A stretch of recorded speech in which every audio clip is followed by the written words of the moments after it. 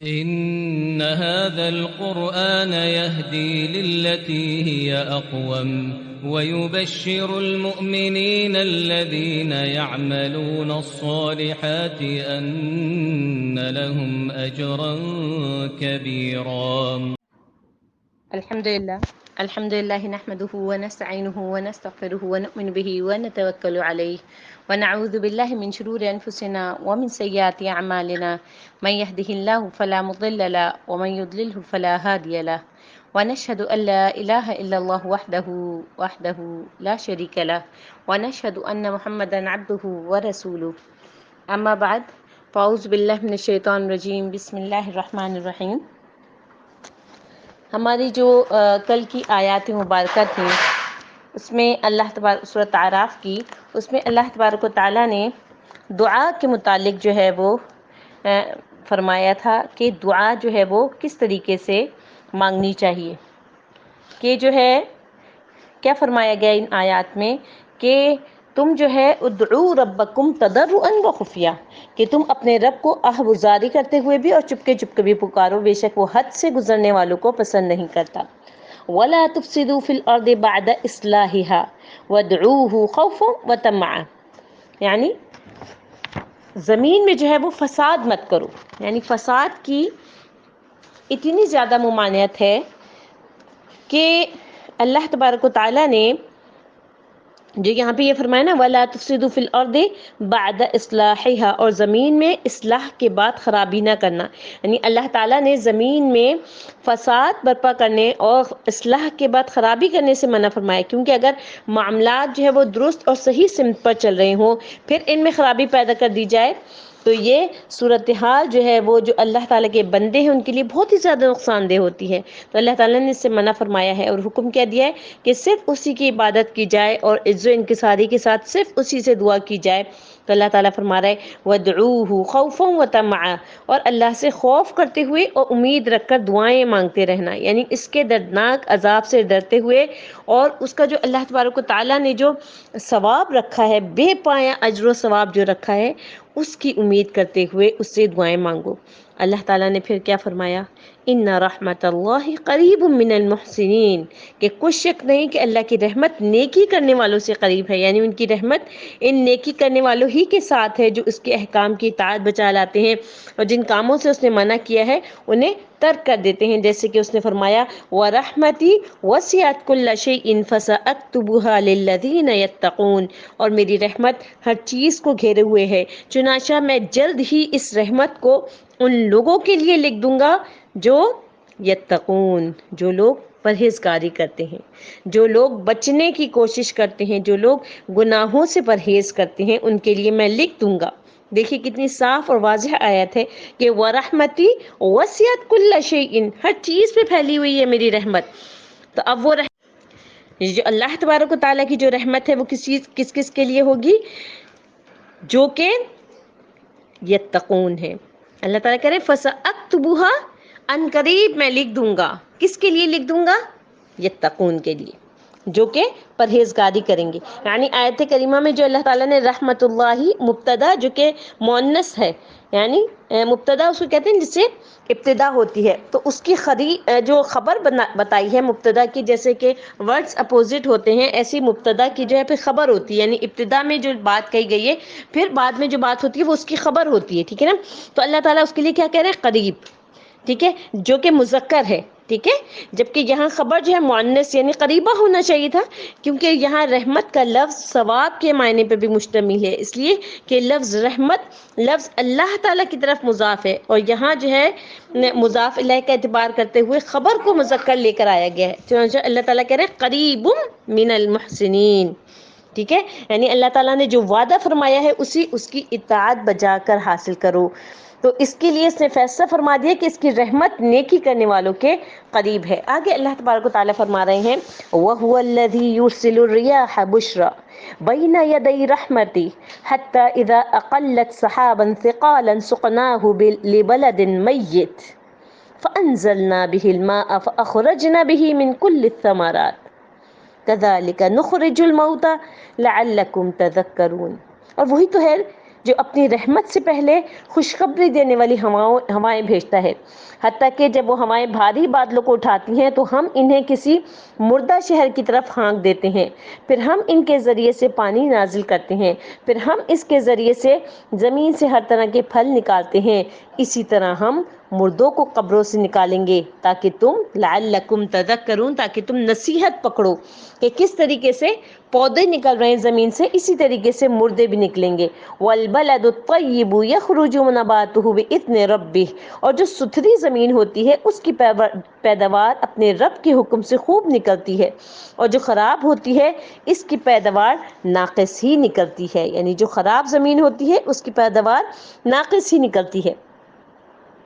والذی خبث لا یخرج الا نکدا، نکدا کہتے ہیں ناقص کو۔ کذالک نصرف الآیات لقوم یشکرون، اسی طرح ہم اپنی آیات کو ان لوگوں کے لیے پھیر پھیر کر بیان کر رہے ہیں، یعنی دیکھیں کہ یہی موضوعات بار بار اب تک ہم نے 8 سپارے تقریباً مکمل کر لیے، یہ 8واں سپارہ ہے جو کہ ختم ہونے کے قریب ہے، ٹھیک ہے نا۔ تو اب اس میں آپ نے دیکھا ہوگا، محسوس کیا ہوگا کہ اللہ تبارک و تعالیٰ اپنی آیات کو بار بار بیان کر رہے ہیں، کہیں تقوی کا حکم ہے، کہیں زمین آسمان کی نشانیاں ہیں، کہیں پر جو ہے وہ عذابات کا ذکر ہے۔ تو اللہ تعالیٰ یہاں پہ کیا فرما رہے ہیں؟ کذالک نصرف الآیات لقوم، کس کے لیے اللہ تعالیٰ بیان کر رہے ہیں پھیر پھیر کے؟ کس کو کہہ رہے ہیں؟ اس کو جو کہ یشکرون، شکر کرنے والے، یعنی بارش نازل کرنا اور پھل پیدا کرنا بھی اللہ تعالیٰ کی نشانیوں میں سے ہے۔ جب اللہ تعالیٰ نے یہ ذکر فرمایا کہ وہ آسمانوں اور زمین کا خالق ہے اور وہی متصرف ہے، حاکم ہے، مدبر ہے، مسخر ہے، تو اس نے اپنے بندوں کی دعا کی طرف رہنمائی فرمائی، کیونکہ وہ ہر اس چیز پر قادر ہے جسے وہ چاہے۔ اس نے اس طرف بھی توجہ دلائی کہ وہی رزق عطا فرمانے والا ہے اور وہی قیامت کے دن اپنے بندوں کو دوبارہ زندہ کرے گا۔ اللہ تعالیٰ فرما رہے ہیں وہی تو ہے جو ہواؤں کو پھیل جانے کے بعد بنا کر بھیجتا ہے، یعنی یہاں پر جو نشرن کے معنی جو ہے ناشرہ کے معنی سے، جس طرح سے ناشرہ کے معنی ہوتے ہیں نا پھیلا دینے والا، یعنی وہ ہوائیں جو بارش والے بادل سے پہلے ہی پھیل جاتی ہیں، یعنی پہلے ہوائیں چلنے لگتی ہیں، کبھی کبھی ایسا ہوتا ہے نا۔ اور کئی ایک ائمہ نے اسے بشرا بھی پڑھا، یعنی خوشخبری دینے والی، جیسے کہ ایک دوسرے مقام پر ہے وَمِنْ آيَاتِهِ أَن يُرْسِلَ الرِّيَاحَ مُبَشِّرَاتٍ، اور اسی کی نشانیوں میں سے ہے کہ ہواؤں کو بھیجتا ہے کہ خوشخبری دیتی ہیں بین یدی رحمتی، اپنی رحمت سے پہلے، یعنی جو بارش ہے وہ اللہ تبارک و تعالیٰ کی رحمت ہے، یعنی بارش سے پہلے، جیسے کہ ایک اور جگہ اللہ تعالیٰ نے فرمایا وَهُوَ الَّذِي يُنَزِّلُ الْغَيْثَ مِن بَعْدِ مَا قَنَطُوا وَيَنْشُرُ رَحْمَتَهُ وَهُوَ الْوَلِيُّ الْحَمِيدُ، اور وہی تو ہے جو لوگوں کے نا امید ہونے کے بعد می برساتا ہے اور اپنی رحمت یعنی بارش کی برکت کو پھیلا دیتا ہے، اور وہ کارساز اور لائق تعریف ہے۔ اور ایک اور جگہ فرمایا فَانظُرْ إِلَىٰ آثَارِ رَحْمَةِ اللَّهِ كَيْفَ يُحْيِي الْأَرْضَ بَعْدَ مَوْتِهَا إِنَّ ذَلِكَ لَمُحْيِي الْمَوْتَىٰ وَهُوَ عَلَىٰ كُلِّ شَيْءٍ قَدِيرٌ۔ تو اے دیکھنے والے، اللہ کی رحمت کی نشانیوں کی طرف دیکھ کہ وہ کس طرح زمین کو اس کے مرنے کے بعد زندہ کرتا ہے، بے شک وہ مردوں کو بھی زندہ کرنے والا ہے اور وہ ہر چیز پر قادر ہے۔ اب اللہ تعالیٰ جو ہے کیا کہہ رہے ہیں؟ حتی اذا اقلت سحابا ثقالا، بارشوں کے لیے ہوائیں بھیج دی، یہاں تک کہ جب وہ بھاری بھاری بادلوں کو اٹھا لاتی ہیں، یعنی وہ جو بارش کا بارش کے لیے جو بادل ہوتے ہیں وہ بھاری بھاری جو پانی سے بھرے ہوئے ہوتے ہیں ان کو اٹھا لاتی ہیں، یعنی ہوائیں ان بھاری بھاری بادلوں کو لاتی ہیں جو پانی کی کثرت سے بوجھل ہو کر زمین کے قریب ہو جاتے ہیں اور گھٹاؤں کی صورت میں جو ہے وہ زمین پر برسنے لگ جاتے ہیں۔ سقناہ لبلد میت، ہم اس کو ایک مری ہوئی بستی کی طرف ہانک دیتے ہیں، ایسی بستی کی طرف جو مری ہوئی، یعنی مری سے کیا مراد ہے؟ یعنی جو خشک ہوتی ہے اور اس میں کسی قسم کی نباتات نہیں ہوتی، جیسے کہ فرمایا وآیۃ لہم الارض المیتۃ احییناہا، اور ایک نشانی ان کے لیے مردہ زمین ہے کہ ہم نے اس کو زندہ کیا۔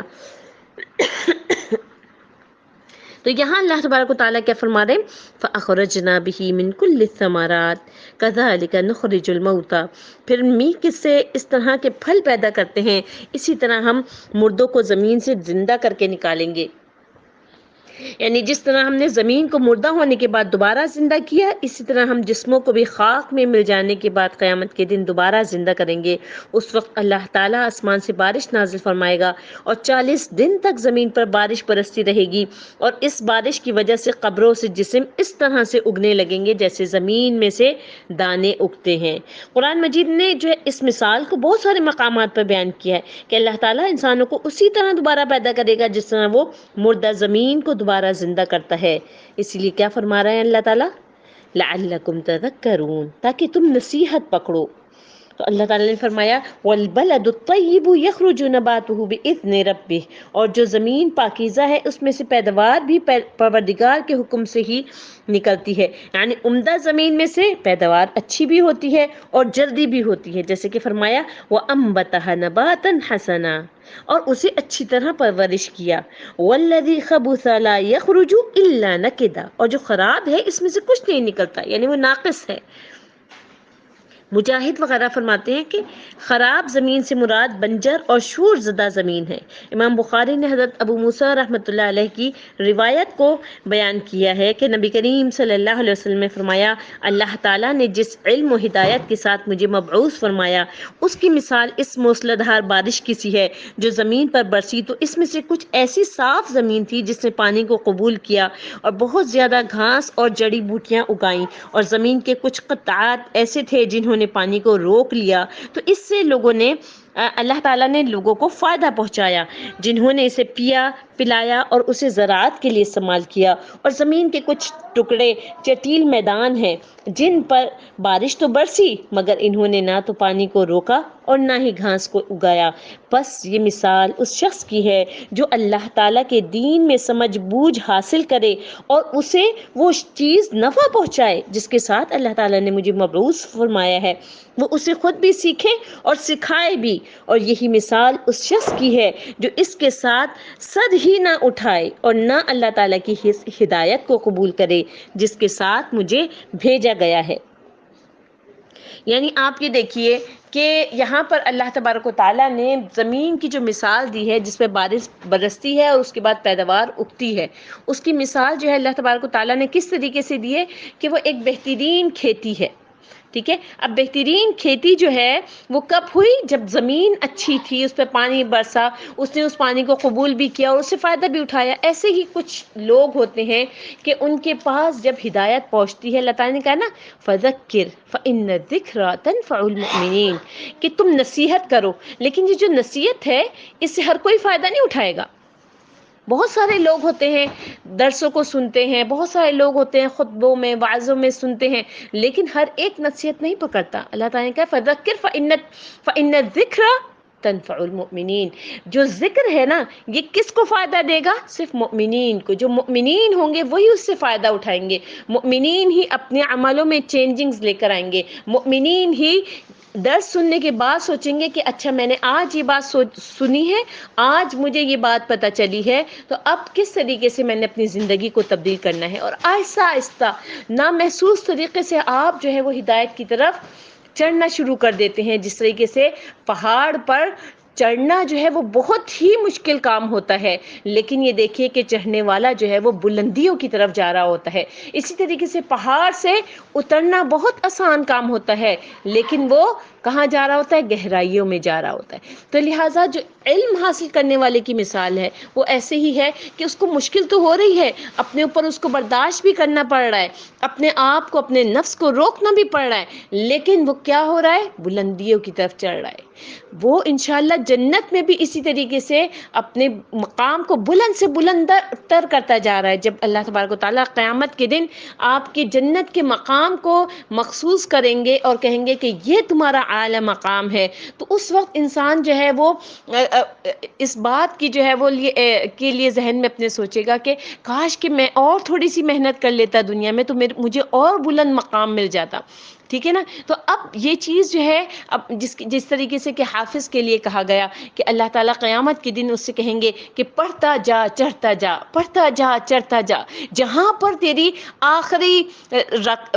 آخری تیری آیت ہوگی، یعنی جتنا اس حافظ کو یاد ہوگا اتنا ہی وہیں پر ہی اس کا جو ہے وہ اللہ تبارک و تعالیٰ اسی جگہ پر اس کو جو ہے وہ اسٹاپ کر دیں گے، وہیں پر ہی اس کا مقام ہوگا. اور جو پورا جس کو قرآن صحیح معنوں میں یاد ہوگا وہ تو پڑھتا رہے گا یہاں تک کہ اس کا پورا قرآن ختم ہو جائے گا.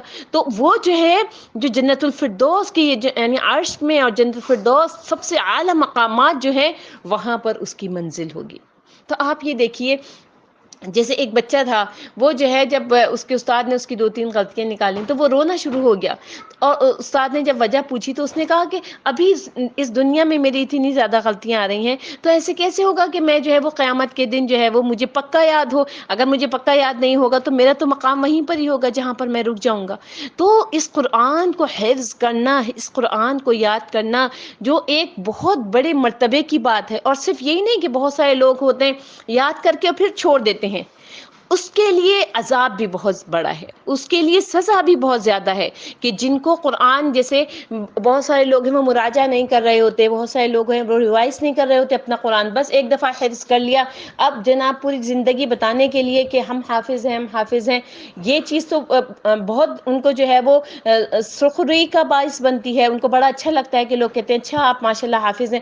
لیکن یہ تو اس کے اور اس کے رب کے درمیان کا معاملہ ہے کہ اس کو یاد کتنا ہے. تو پیاری بہنوں، قرآن کو یاد کر کے پھر اس کو یاد رکھنا. اور آپ کو پتہ ہے قرآن جو ہے وہ سینے سے اتنی جلدی نکلتا ہے جیسے کہ اونٹ جو ہے وہ اپنی رسی چھڑا کے بھاگتا ہے.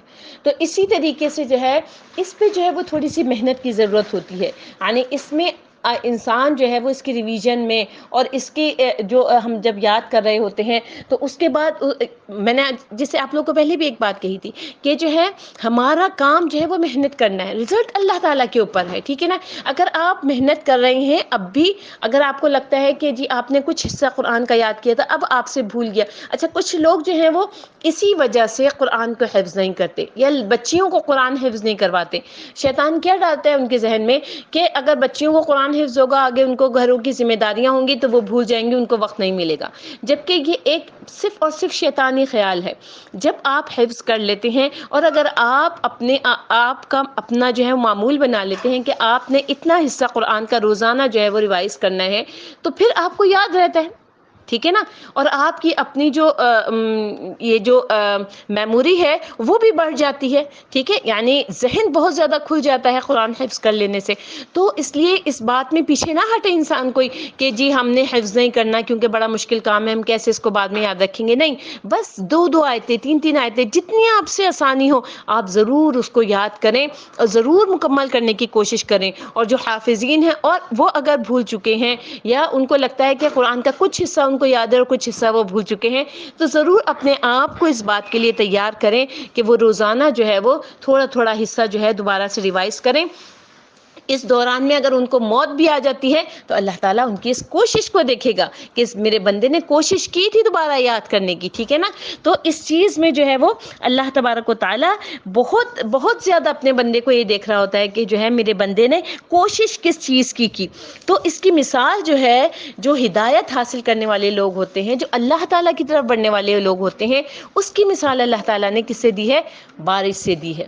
کہ نصیحت جو ہے وہی لوگ قبول کر رہے ہوتے ہیں جس کی زمین اچھی ہوتی ہے، جس کی پیداوار اچھی ہوتی ہے. تو اللہ تبارک و تعالیٰ نے اس کی مثال بارش سے دی ہے. اچھا ایک چیز آپ لوگوں نے شاید نوٹ کی ہو یا نہیں کہ قرآن میں جہاں پر بھی عذاب کا ذکر آیا ہے وہاں پر مطر کا لفظ آیا ہے. یعنی جو بارش عذاب والی آتی تھی، لوگوں پر پتھروں کی بارش برسائی جاتی تھی یا جو ہے ویسے ہی ہوائیں اتنی تیز ہوتی تھیں اور بارش جو ہوتی تھی تو وہ جو ہے اس کے لیے مطر کا لفظ استعمال ہوا ہے. اور جو دوسری جو اللہ تبارک و تعالیٰ نے جو بارش جیسے نارمل بارش ہوتی ہے جس میں اللہ تعالیٰ کی رحمت ہوتی ہے، اس کو جو ہے صیباً کا لفظ استعمال کیا گیا. اسی لیے آپ دیکھیں کہ جو نبی کریم صلی اللہ علیہ وسلم بارش کے بعد کی دعا پڑھا کرتے تھے تو وہ جو دعا تھی وہ کیا ہوتی تھی؟ اللہم صیبا نافعا. یعنی اے اللہ اس بارش کو ہمارے لیے نفع والا بنا دے. اس میں مطر کا ذکر نہیں ہے کہیں پر بھی. مطر جو ہے وہ قرآن میں جتنی جگہ بھی عام طور پہ لوگ جو مطر کا لفظ استعمال کرتے ہیں، عربی میں عرب لوگ عموماً جو ہے وہ مطر کا لفظ استعمال کرتے ہیں، لیکن مطر کا لفظ قرآن میں جہاں پہ بھی استعمال ہوا ہے وہ عذاب کے لیے استعمال ہوا ہے، اور جو بارش کے لیے استعمال ہوا ہے وہ صیباً کا لفظ استعمال ہوا ہے. تو کوشش کیجیے گا کہ یہ چھوٹی سی دعا ہے بارش کی، اللہم صیبا نافعا، کہ اللہ اس بارش کو ہمارے لیے نفع دینے والی بارش بنا دے. تو جس وقت بھی بارش ہو اس وقت ضرور اللہ تعالیٰ سے اس کی رحمت مانگیے گا اور اپنے لیے مغفرت مانگے، کیونکہ بارش کے بھی جو بارش کا جو وقت ہوتا ہے، جیسے اللہ تعالیٰ نے کہا نا کہ میں نے رحمت اپنی نازل کی، تو وہ بھی رحمت کے نزول کا وقت ہوتا ہے. تو اللہ تبارک و تعالیٰ سے اس کی رحمت ضرور مانگیے گا. جس وقت بھی بارش ہو، جس وقت بھی آسمان سے جو ہے بوندیں بھی ٹپکیں، تو آپ ضرور ہاتھ اٹھا کے دعا مانگا کیجئے. جس جگہ پہ بھی آپ موجود ہیں، چاہے باہر ہیں چاہے اپنے گھر میں ہیں، تو ہاتھ اٹھا کے ضرور اللہ تعالیٰ سے دعا مانگا کیجئے، کیونکہ وہ قبولیت کی گھڑیاں ہوتی ہیں. اللہ تبارک و تعالیٰ سے دعا ہے کہ اللہ رب العالمین احکم الحاکمین ہمیں حق کو سمجھنے کی توفیق عطا فرما دے اور اس پر عمل پیرا ہونے کی توفیق عطا فرما دے، اور ہمارے اندر جتنی غلطیاں ہیں، جتنی کوتاہیاں ہیں، جتنی کمیاں ہیں یا رب العالمین، آپ اب تک جو غلطیاں اور کوتاہیاں کی ہیں اس سے آپ درگزر فرما دیجئے، اور ہم جیسے انسانوں کو بھی توفیق دیجیے گا کہ وہ ہمیں معاف کر دیں، اور اس کے بعد آپ ہمیں آئندہ آنے والی زندگی میں اصلاح والی زندگی گزارنے کی توفیق عطا فرما دیجیے گا. سبحان ربک رب العزت عما یصفون وسلام علی المرسلین والحمد للہ رب العالمین. السلام علیکم ورحمۃ اللہ وبرکاتہ.